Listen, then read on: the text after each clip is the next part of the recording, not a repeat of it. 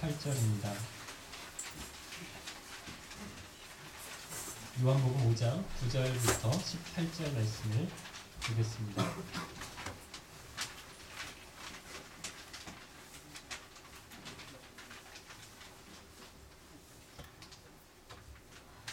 저와 여러분이 한 절씩 교독하겠습니다.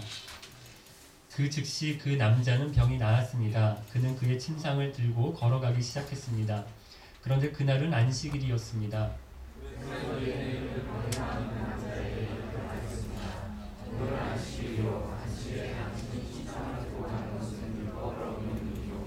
그러자 그 남자가 대답했습니다. 나를 고쳐주신 분이 나에게 침상을 들고 걸어가라 하고 말씀하셨습니다.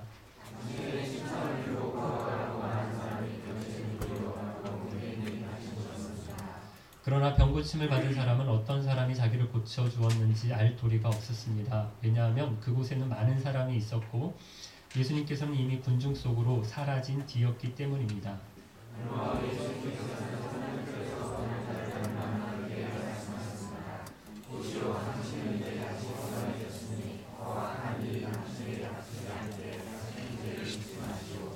그 남자는 그 자리를 떠나 유대인들에게 가서 자신을 고쳐주신 분이 예수님이라고 말했습니다.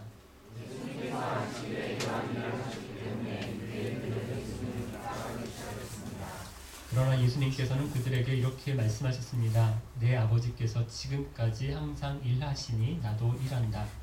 이 말 때문에 유대인들은 더더욱 예수님을 죽이려고 안달하였습니다. 그것은 그분이 안식일을 범할 뿐만 아니라 하나님을 자기의 친아버지라고 불러 그들을 하나님과 동등하게 여기고 있었기 때문이었습니다. 아멘. 지난주일에 목자회가 있었어요. 저희가 이런 안건을 의논했습니다.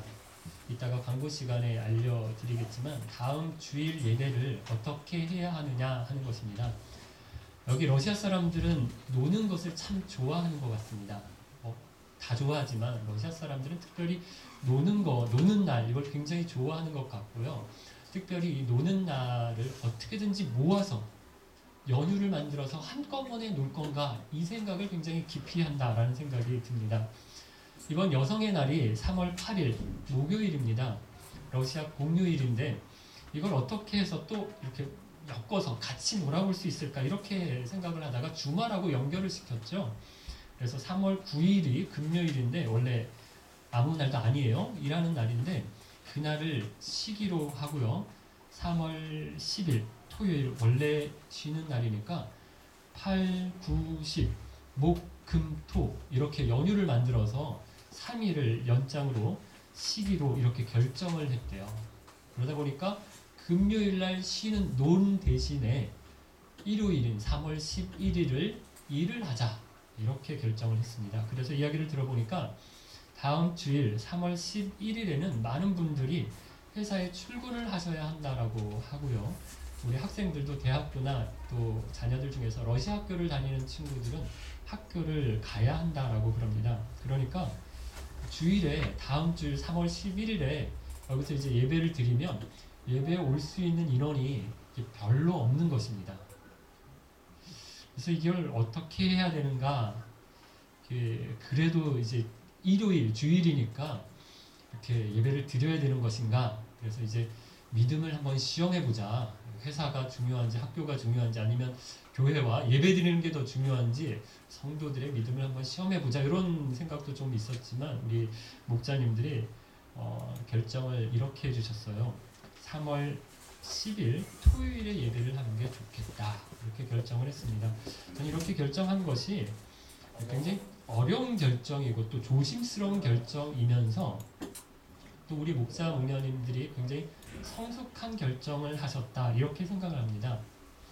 그럼 이게 왜 어렵고 조심스러운 부분이 있는가 하면요. 우리가 흔히 주일 성수라고 이야기를 하죠. 주일을 지키고 주일에 예배를 드리는 것 이것이요. 한번 양보를 하기 시작하면 그걸 다 내어줄 수 있는 위험이 있는 부분이 있기 때문입니다. 그래서 제가 지난 수요일에 이런 말씀을 드렸어요. 만약에 이런 똑같은 일이 여기 러시아가 아니라 우리가 만약에 한국에서 우리나라에서 있었다면 가령 우리나라 정부에서 연휴를 만들기 위해서 다른 날을 놀고 일요일을 대신 일을 시킨다.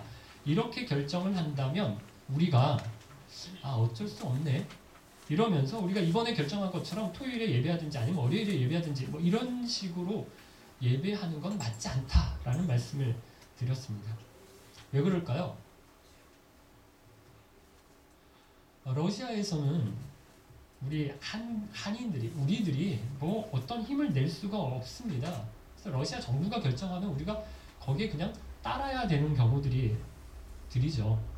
하지만 주의를 지키고 하나님 앞에 예배를 드리는 것이 우리의 편의에 따라서 우리가 더 잘 놀고 한 번에 연속해서 더 잘 쉬기 위해서 이런 것보다 이 주의를 지키는 것을 더 미뤄두는 다음으로 생각하는 것을 해서는 안 된다라는 것입니다.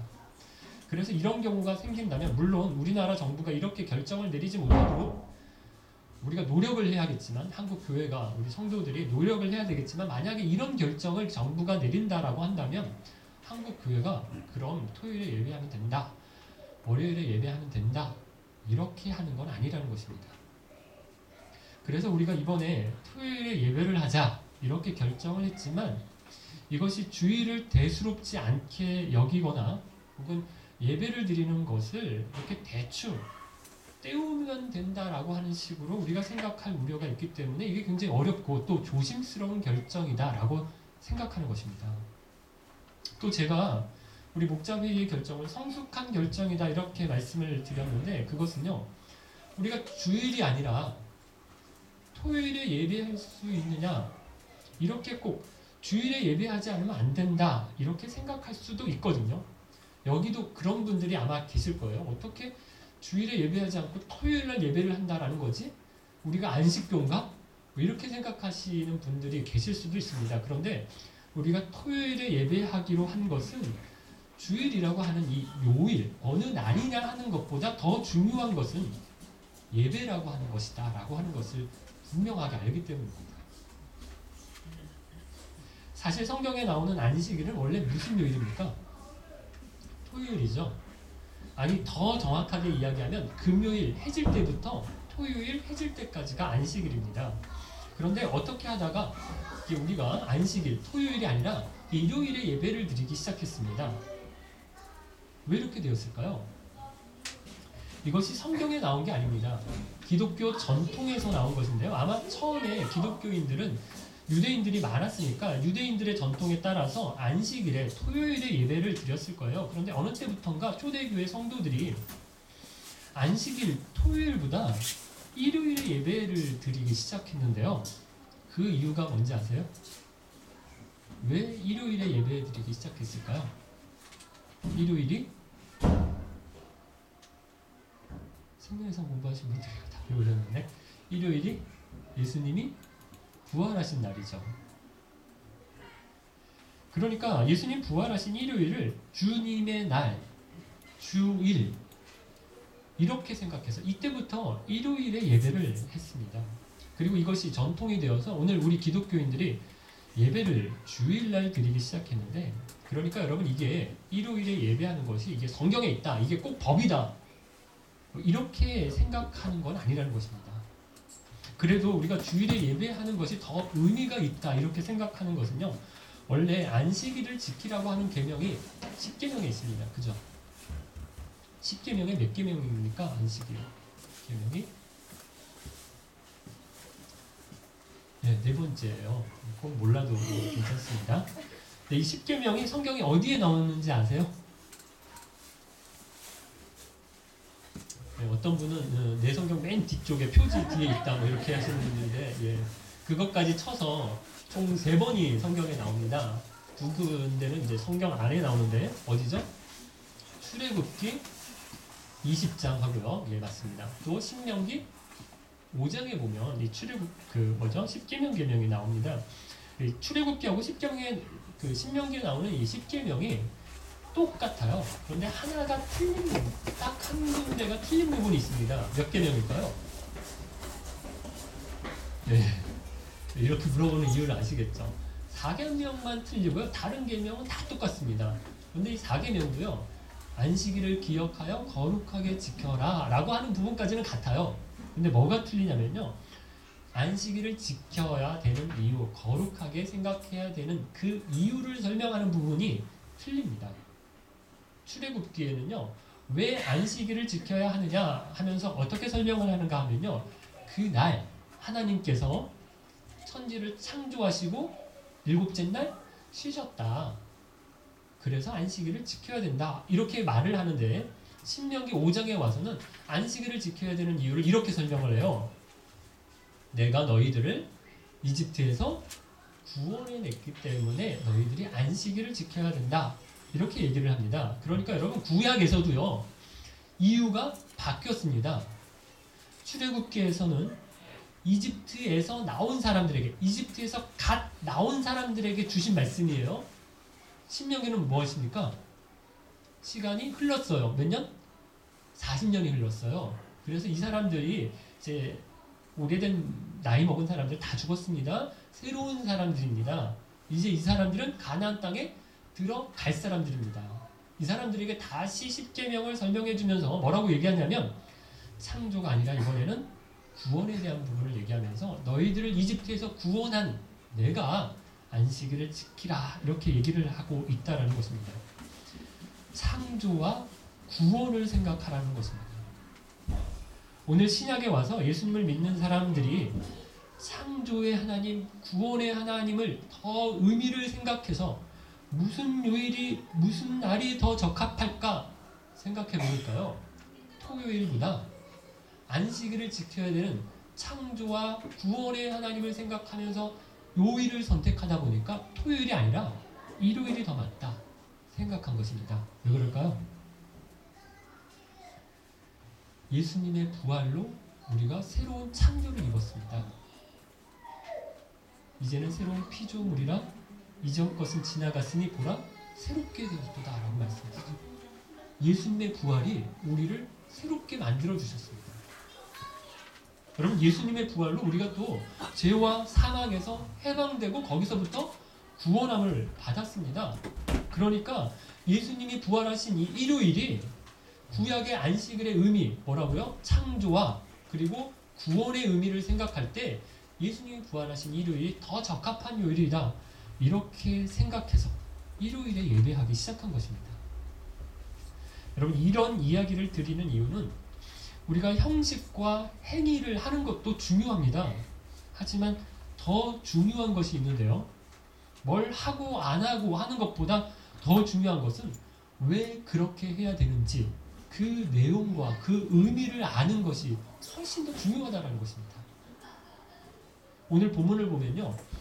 유대인들이 나옵니다. 여기 유대인들이다라고 나왔지만 아마 바리새파 사람들, 서기관들, 사두개인들, 대제사장들 이런 사람들일 거예요. 이 사람들이 누구를 보았는가 하면 우리가 지난주에 살펴봤던 38년 된 병자를 보았습니다. 이 병자가 어떻게 되었습니까? 평생 베데스다 연못가에서 저 물에 내가 어떻게 들어갈 수 있을까? 이 생각으로 이 고민으로 베데스다 연못가에 그 침상 깔아놓고 항상 누워있던 이 사람이 자기 침상을 들었어요. 그리고 걸어가고 있습니다. 그런데 이렇게 병이 나은 사람을 유대인들이 이 사람들이 보고요. 처음에 한 말이 무엇입니까? 뭐라고 얘기해요? 10절이죠. 같이 한번 읽어볼까요? 10절 말씀. 그래서 유대인들은 병이 나은 그 남자에게 이렇게 말했습니다. 오늘은 안식일이요. 안식일에 당신이 침상을 들고 가는 것은 율법을 어기는 일이요.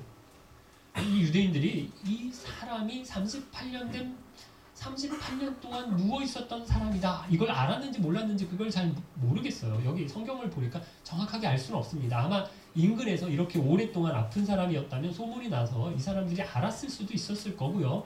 아니면 몰랐더라도 어떻습니까? 뭐 병이 나아서 지금 걸어가고 있기는 하지만 들고 있는 게 침상이니까 저 사람이 아파서 누워 있었던 사람인가 보다. 아니면 이 행색 꼬라지가 병 고쳐서 방금 일어난 사람이니까 아마 이게 저 사람이 아픈 사람이었나 보다 이런 생각을 가질 수 있었을 거예요. 거기다 여기 베데스다 근처에서 이 침상 들고 걸어가면 베데스다 연못가에 다 아픈 사람들이 모이니까 아마 짐작할 수 있었을 겁니다. 그런데 그러면 그런 사람을 봤으니까 대단하다. 당신 병이 나았나 보네요. 하나님의 은혜를 입었군요. 그동안 침상에서 지내느라 얼마나 고생했습니까? 아니 어떻게 나을 수 있었습니까? 여러분 이렇게 물어볼 말이 굉장히 많습니다. 그런데 여기 유대인들이 이 사람에게 뭐라고 얘기합니까? 뭘 물어봅니까? 너 오늘이 안식일인데 왜 침상을 들고 가느냐? 이렇게 따지고 있는 것입니다. 여러분 유대인들은 이 사람에게 관심이 없어요. 이 사람에게는 관심이 없어요. 불쌍하게 생각하고 긍휼히 여기는 그런 마음이 하나도 없습니다. 유대인들에게 뭐가 중요합니까? 그 사람이 아니라 오늘 안식일인데 왜 너는 침상을 들고 걸어가느냐, 이게 중요했어요. 왜요? 이게 안식일을 어기는 거라고 생각했기 때문입니다. 유대인들에게 엄격한 율법이 있었습니다. 성경에는 십계명에서 안식일을 거룩하게 지켜라, 그날에는 일을 하지 마라, 이런 말씀이 있긴 있어요. 근데 유대인들은 이것을 지키기 위해서 아주 더 엄격한 율법들을 만들었습니다.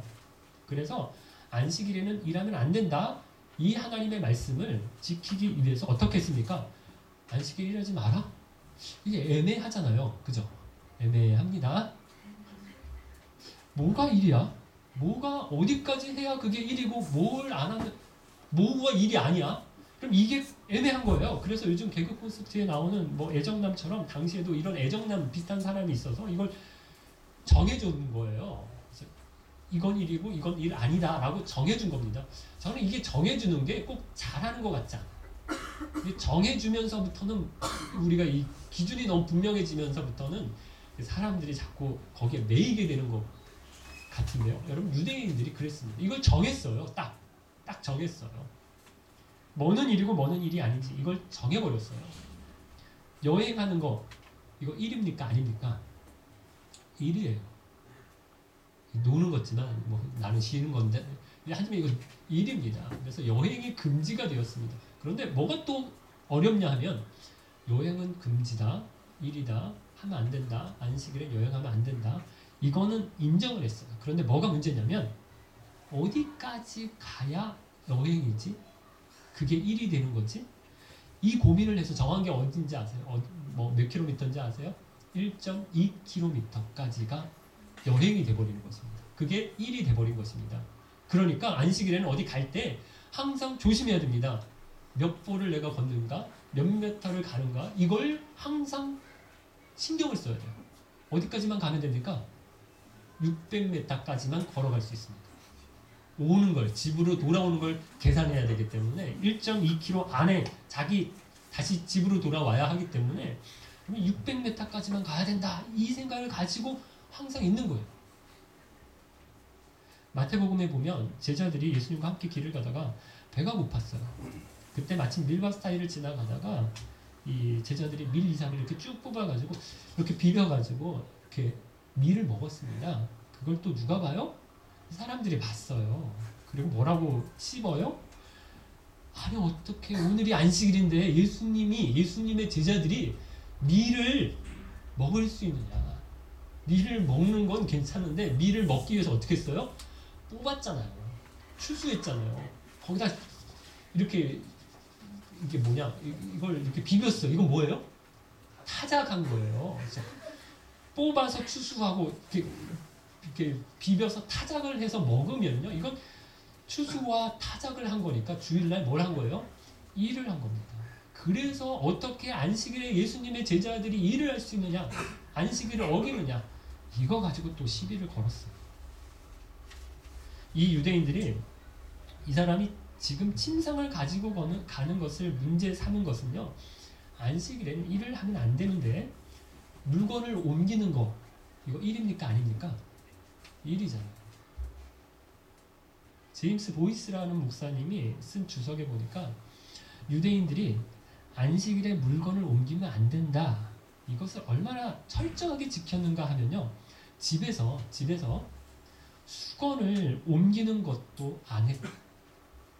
수건을 옮기는 것도 집에서 수건을 옮기는 것도 안 했대요. 그런데 정말 꼭 옮겨가야 한다면 이 수건을 어떻게 했냐면 들고 가면 뭐예요? 물건을 옮기는 거예요. 하면 안 돼요.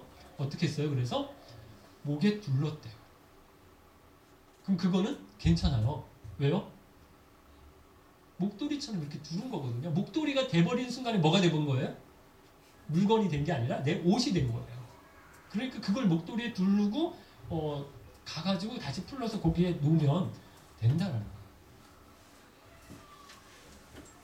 땅에 침을 뱉는 것도요. 안식일에는 이렇게 조심해서 침을 뱉어야 됐대요. 왜냐면요. 흙에다가 땅에다가 침을 택 하고 뱉으면 그 순간에 뭐가 돼요? 흙이 자국이 남습니다. 먼지가 흙먼지가 퍼집니다. 그럼 그게 뭐가 되냐면 밭을 감게 돼요. 그래서 아무데나 침을 뱉으면 안 돼요. 어디에다 뱉으면 돼요? 바위에다가는 돼요. 근데 흙에 자국이 남는 자리에다가는 침을 뱉으면 안 된다라는 것이죠. 이게 유대인들이었어요. 이것이 옛날만 그런 것이 아니라잖아요. 요즘도 유대인들이 엄격하다라고 하죠. 그래서 유대인들이 안식일에 원래 다 먹을 걸 준비를 해놨어야 되는데 밥을 못했다. 전자 밥솥에 이렇게 스타트 버튼을 눌러야 되는데 이걸 누를 수가 없는 거예요. 그래서 옆집에 전화해가지고 와가지고 우리 집에 이게 전기 밥솥에 이게 전원 좀 눌러달라. 이렇게 한다 그랬잖아요. 빌딩 올라갈 때 이게 엘리베이터 이렇게 몇 층 가는지 이거 층 누르는 순간에 내가 일을 한 거예요. 그래서 이제 안식일에는 유대인들 엘리베이터는 매 층마다 이제 자동으로 쓰게끔 되어 있다라고 하는데요. 여러분 유대인만 그런 거 아니고요. 우리나라도요. 이렇게까지는 아니지만 비슷하게 했었습니다. 안식일이 아니라 주일을 지킨다고 한국 교회가 초창기에는 이렇게 비슷하게 했습니다. 그래서 옛날에는 우리 농사를 지었잖아요. 그런데 주일에 비가 옵니다. 되게 가물었어요. 가물었다가 이 주일날 비가 오는 거예요. 그럼 우리 농사를 짓는 우리 그 교인들이 이렇게 논에 가서 이렇게 물꼬를 이렇게 잡아줘야 되는데 그걸 안 했대요. 너무너무 기다리던 가뭄에 단비가 왔는데 이렇게 물꼬를 이렇게 잡는 걸 안 했대요. 뭐 이렇게 대단한 일도 아니라 이렇게 꽃갱이 가지고 이렇게 살짝 흙만 돌려놓으면 되는 것도 아니다라는 것이죠. 교회사에 유명한 일화가 있는데요. 1960년대입니다. 이 박윤선 박사라고 하는 분이 계세요. 굉장히 유명한 신학자세요.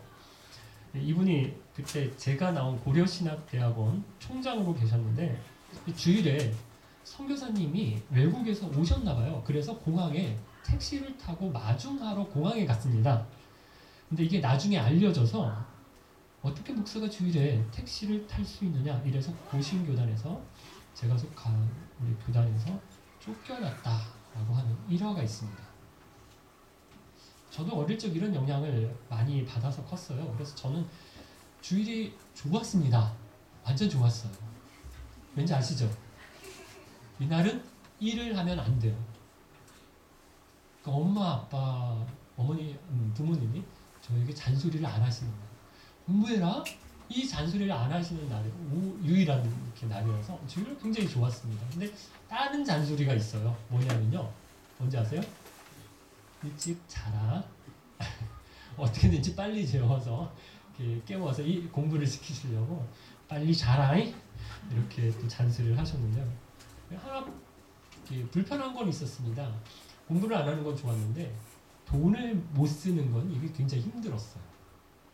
주일에 돈을 쓰면 안 돼요.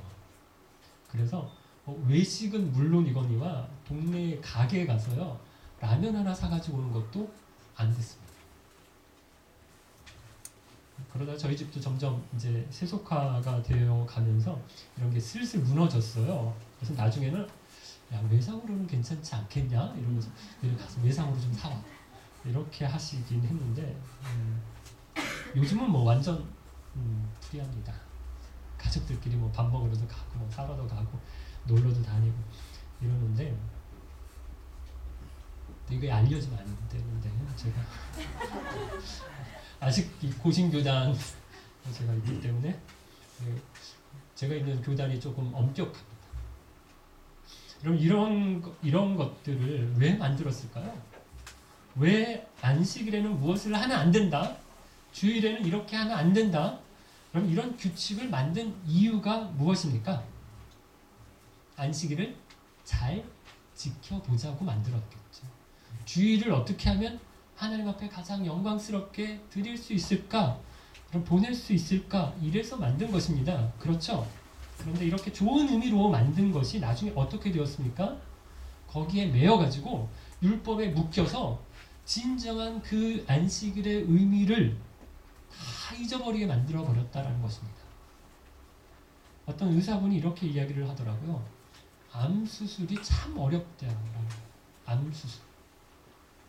정상세포에 암세포가 이렇게 있는데 이걸 잘라내는 게 정말 어렵다라는 거예요. 이게 마치 바위에 이끼가 낀 것처럼 이렇게 딱 달라붙어 있는데, 그래서 그 정상세포를 이렇게 많이 남겨두기 위해서 암세포를 이렇게 가능한 적게 이렇게 잘라내면 암세포에 조금 남은 부분들이 또 정상세포에 퍼져서 암이 이렇게 못 제거된다는 것이고요. 또 암세포를 많이 제거를 하려고 이렇게 깨끗하게 하려고 많이 제거를 하다 보면 정상세포까지, 조직까지 이렇게 망가져서 그 기관이 정상적인 일을 할 수 없도록 만들기 때문에 이 암 수술이 굉장히 어렵다, 이런 얘기를 하더라고요. 여러분, 저는 이 율법주의가 이것과 굉장히 비슷하다라는 생각이 듭니다. 여러분, 율법이 그 자체가 나쁜 게 아닙니다. 안식일 규례를 지키는 것, 주일 성수를 잘 하려고 하는 것, 그래서 열심을 가지고 어떤 규칙들을 만든 것, 여러분, 이건 나쁜 건 아닙니다. 그런데 율법이 율법주의가 되어서요, 안식일 규례, 주일 성수가 율법주의처럼 되어버려서요, 이것이 우리에게 암처럼 아주 치명적인 독소가 될 수도 있다는 것입니다. 여기 유대인들을 보세요. 겨우 살았습니다. 겨우 병이 나았습니다. 38년 만에 병이 나은, 그래서 너무 기뻐서 자기 침상을 들고 너무너무 걸어가는, 기뻐하면서 뛰어가는, 이렇게 하나 막 찬송을 부르면서 갔을 수도 있어요. 그렇게 가고 있는 사람을 불러놓고 너 왜 안식일인데 침상을 들고 가느냐? 왜 안식일 규례를 네 맘대로 어기느냐? 이번에는 이 사람을 병이 아니라 율법을 가지고 죽이려고 하는 것입니다. 그런데 유대인들이 이 사람한테만 시비를 건 것이 아닙니다. 이 사람의 병을 고쳐준 사람이 예수님이다 라고 하는 사실을 알았어요. 16절에 보니까 이때부터 예수님을 뭐 했다고 나오냐면 핍박했다라고 나옵니다. 여러분, 유대인들이 예수님을 싫어하고 핍박한 이유가, 스타트가 뭐냐면, 처음이 뭐냐면 안식일을 무시했다, 안식일을 어겼다라고 하는 생각을 하고부터 예수님을 미워하고요, 핍박하기 시작했습니다. 그리고 18절에 한번 보세요. 이때부터 어떻게 했다고요? 예수님을 죽이려고 했다라고 합니다. 여러분, 안식일 가지고, 율법 가지고 결국 사람을 죽이려고까지 한 것입니다. 미워하고 핍박하고 뿐만 아니라 죽이려고 했고요, 결국엔 죽였어요.